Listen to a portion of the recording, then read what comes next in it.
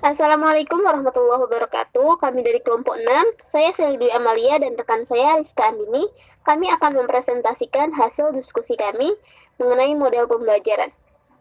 Yang akan kami bahas adalah mengenai model pembelajaran kolaboratif.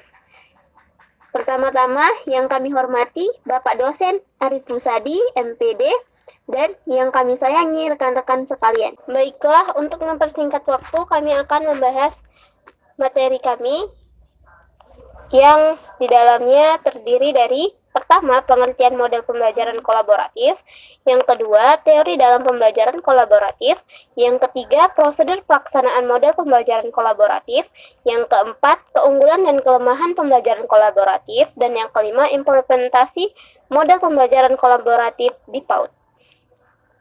Seperti yang kita ketahui bahwasannya model pembelajaran adalah suatu pendekatan pembelajaran yang digunakan oleh guru dalam mengorganisasikan lingkungan belajar, sistem pengelolaan, serta pola urutan agar tercapai tujuan pembelajaran. Sementara, model pembelajaran kolaboratif adalah situasi saat dua orang atau lebih bekerja sama. Mereka belajar dengan memanfaatkan potensi dan keterampilan satu sama lain dan secara aktif berinteraksi dengan berbagai pengalaman serta mengambil peran yang berbeda-beda untuk mencapai tujuan yang sama. Persamaan model pembelajaran kolaboratif dengan model pembelajaran kooperatif. 1. Menekankan pentingnya pembelajaran aktif. 2. Guru berperan sebagai fasilitator. 3.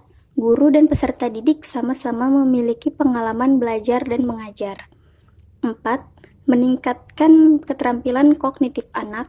5. Menekankan tanggung jawab peserta didik untuk belajar. 6. Situasi mengharuskan peserta didik untuk menyampaikan idenya pada kelompok kecil. 7. Membantu anak untuk mengembangkan keterampilan sosial dan keterampilan membangun tim. 8. Meningkatkan pemahaman peserta didik. 9. Memanfaatkan kemampuan peserta didik yang beragam. Perbedaan model pembelajaran kolaboratif dengan model pembelajaran kooperatif. 1. Jika kooperatif lebih berstruktur sedangkan kolaboratif tidak. 2. Kooperatif sesuai digunakan atau diterapkan pada siswi-siswi SD, kolaboratif untuk orang-orang dewasa. 3. Kooperatif cocok untuk pengetahuan fondasional seperti fakta-fakta dan rumus, sedangkan kolaboratif lebih cocok bagi pengetahuan non-fondasional. Bagian B, teori dalam pembelajaran kolaboratif. Menurut Piaget dan Vygotsky, strategi pembelajaran kolaboratif didukung oleh 3 teori. Yang pertama, teori kognitif, yaitu teori yang berkaitan dengan terjadinya pertukaran konsep antar anggota kelompok yang dimungkinkan terjadinya transfer ilmu. Yang kedua, teori konstruksi sosial, yaitu interaksi sosial yang akan membantu mengembangkan individu.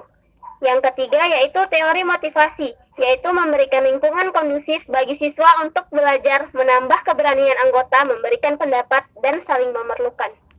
C. Prosedur pelaksanaan model pembelajaran kolaboratif. 1. Para siswa dalam kelompok menetapkan tujuan belajar dan membagi tugas sendiri. 2. Semua siswa dalam kelompok membaca, berdiskusi, dan menulis. 3. Kelompok bekerja secara bersinergi, mengidentifikasi, mendemonstrasikan, meneliti, menganalisis, dan memformulasikan jawaban-jawaban tugas atau masalah dalam LKS atau masalah yang ditemukan sendiri. 4. Setelah ada hasil, siswa menulis laporan sendiri. 5. Mempresentasikan, lalu kelompok lain mengamati, mencermati, membandingkan hasil presentasi. Kegiatan ini dilakukan selama 20-30 menit. 6.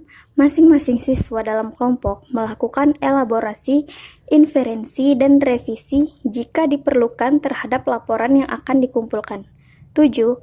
Laporan yang dibuat dikumpulkan secara kelompok kolaboratif. 8. Laporan siswa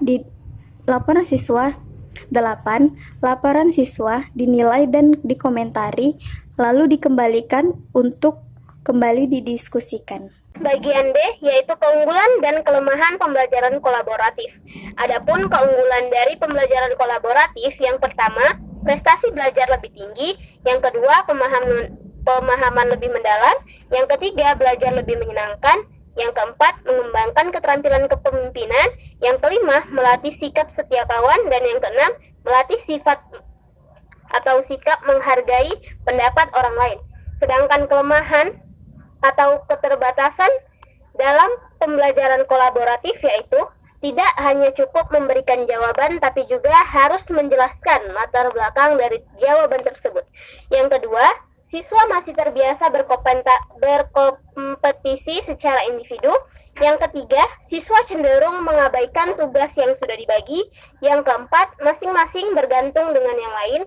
Dan yang kelima, dimungkinkan terjadinya ketergantungan atau saling memerlukan. Implementasi model pembelajaran kolaboratif di PAUD. 1. Model pembelajaran card sort atau sortir kata. Anak-anak diminta untuk menemukan kartu yang sama. 2. Model pembelajaran tim siswa berprestasi. Metode ini dikembangkan oleh Slevin, yaitu dengan melibatkan kompetensi antar kelompok. Siswa dikelompokkan beragam berdasarkan kemampuan jenis kelamin, ras, dan etnis. 3. Teams Games Tournaments.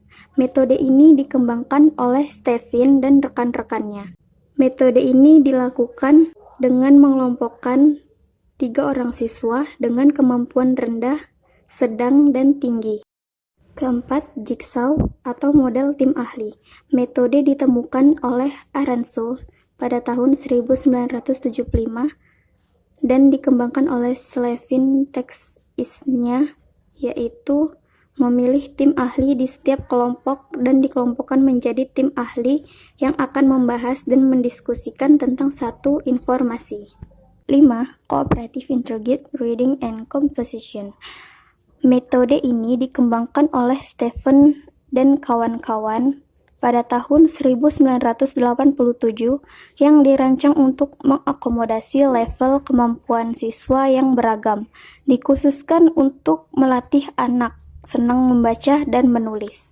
Demikian beberapa hal yang bisa kami sampaikan pada kesempatan ini. Kami mohon maaf yang sebesar-besarnya apabila ada tutur kata yang kurang berkenan bagi teman-teman sekalian. Dengan ini, presentasi ini kami tutup. Terima kasih. Wassalamualaikum warahmatullahi wabarakatuh.